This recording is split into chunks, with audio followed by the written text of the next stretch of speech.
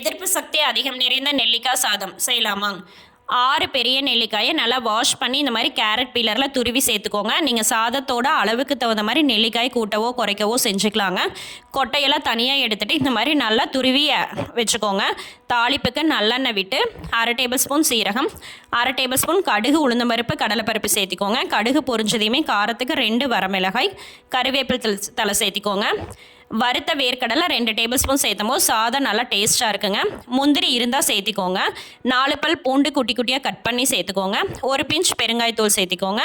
அதுக்கப்புறம் நம்ம துருவி வச்சுருக்கிற நெல்லிக்காயும் சேர்த்துட்டு 1/2 டேபிள் ஸ்பூன் மஞ்சத்தூள், தேவையான அளவு உப்பு சேர்த்துட்டு அடுப்பை மீடியம் ஃப்ளேமில் வச்சுட்டு அந்த நெல்லிக்காயில் இருக்கிற தண்ணி ட்ரை ஆகுதுன்னு ஒரே 1 நிமிஷம் ரோஸ்ட் பண்ணி விட்டுருங்க. அதுக்கப்புறம் நம்ம வடித்து வச்ச சாதத்தை போட்டு கிளறி எடுக்கும்போது சூப்பராக லெமன் சாப்பாடு மாதிரியே இருக்குங்க. ஒரு துளி கூட கசக்காது. குழந்தைகளோட லஞ்ச் பாக்ஸ் கொடுத்துடும் போது மிச்சம் வைக்காமல் சாப்பிட்டு இருப்பாங்க. ட்ரை